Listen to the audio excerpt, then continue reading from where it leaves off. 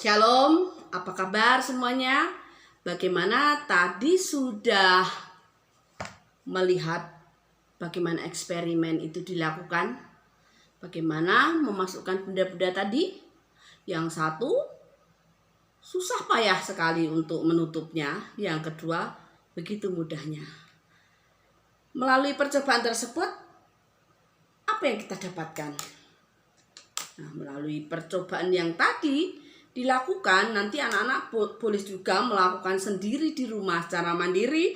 Mungkin anak-anak punya toples, punya sesuatu benda-benda dari ukuran kecil ke besar, anak-anak boleh melakukannya sendiri. Nah, sebenarnya melalui percobaan tersebut kita diingatkan ya, bahwa dalam hidup ini, di dalam kehidupan ini ada urutan-urutan tugas yang harus kita selesaikan ya. Jadi kita harus bisa menyelesaikan masalah dari yang besar dulu, baru yang lain-lainnya. Terkadang kita tidak bisa melakukan dengan baik. Bahkan kadang-kadang kita putus asa.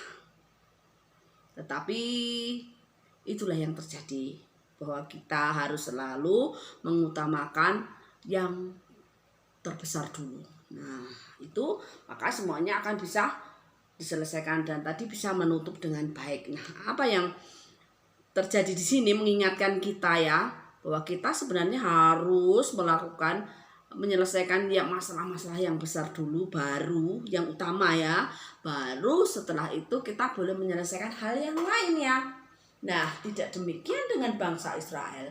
Nah, bangsa Israel ini sebenarnya punya tugas utama dari Allah, yaitu untuk untuk menyelesaikan pembangunan bait Allah, di mana bait Allah itu adalah lambang kehadiran Allah sendiri.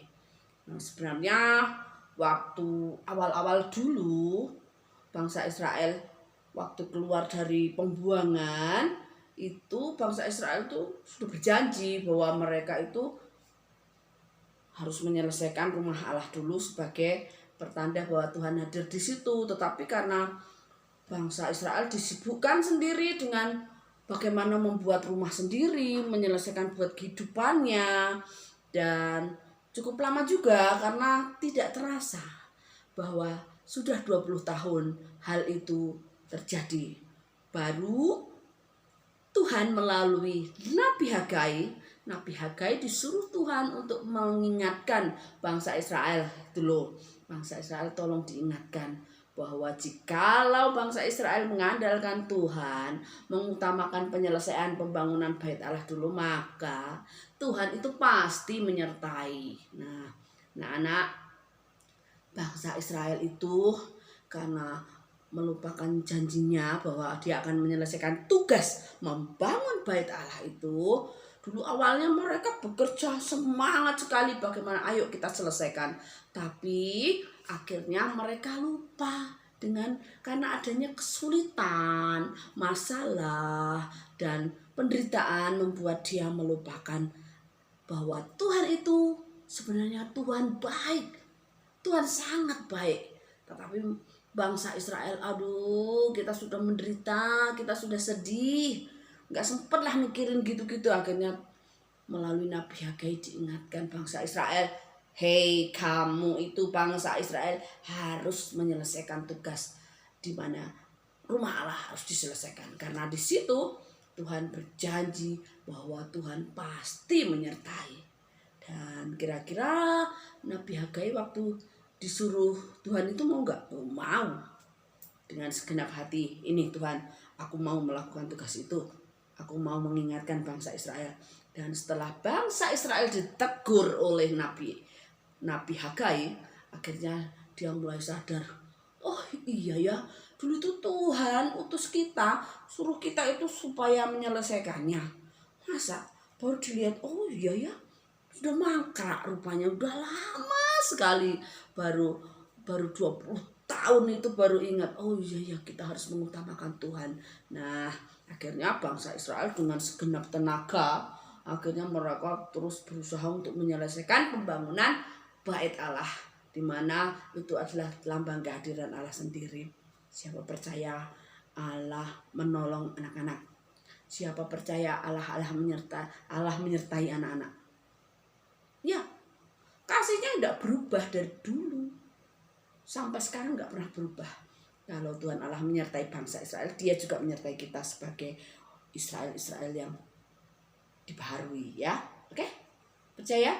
Nah, anak-anak, puji Tuhan ya, akhirnya bangsa Israel mendengarkan apa yang ditegurkan oleh Nabi Hagai. Nah, bagaimana penerapan di dalam kehidupan kita anak-anak? Nah, jikalau orang tua kita menyuruh kita untuk berdoa, memuji Tuhan, apa yang kita lakukan? Menolak atau kita menunda? Apa yang kita lakukan?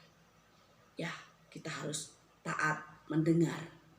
Karena orang tua kita juga adalah wakil dari Allah sendiri.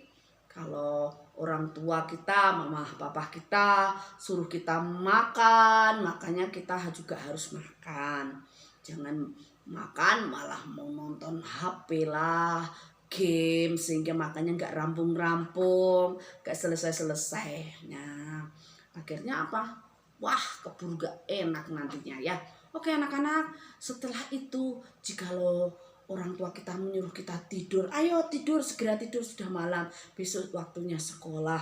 Kami yang sudah pertemuan ya, atau misalnya kita harus terbiasa bangun pagi gitu ya.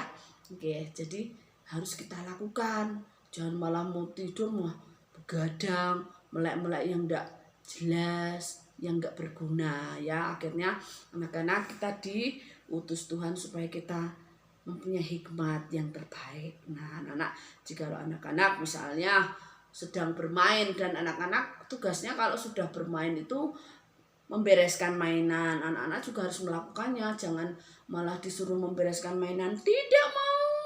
Oke. Seperti itu sikap anak yang baik apa tidak baik? Iya, anak yang kurang baik dong, nggak bertanggung jawab ya. Oke, anak-anak, kita diutus Tuhan.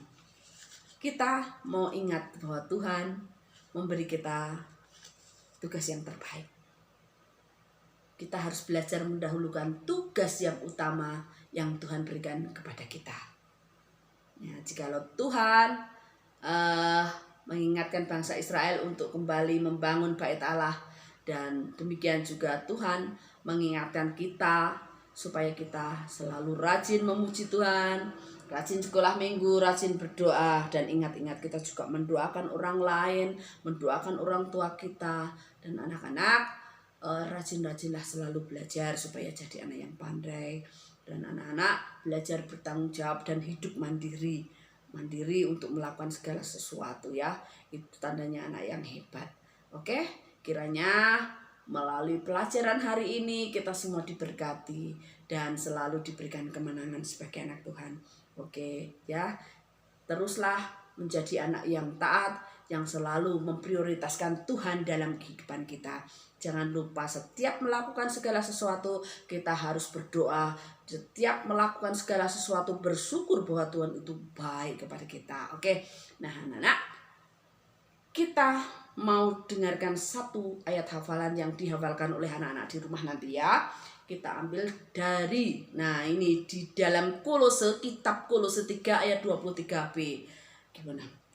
Perbuatlah dengan segenap hatimu seperti untuk Tuhan dan bukan untuk manusia.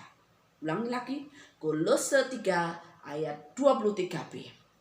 Perbuatlah dengan segenap hatimu seperti untuk Tuhan dan bukan untuk manusia. Oke, Tuhan Yesus memberkati kita semuanya. Kita berdoa ya.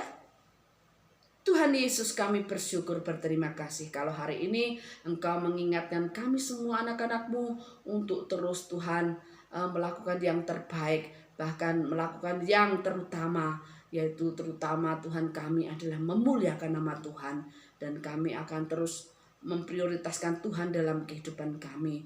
Tolong kami agar kami boleh bertumbuh menjadi anak-anak yang takut akan Tuhan dan selalu memuliakan Tuhan sampai selama-lamanya. Terpujilah Engkau Tuhan Yesus Kristus Allah yang hidup. Amin. Tuhan Yesus memberkati.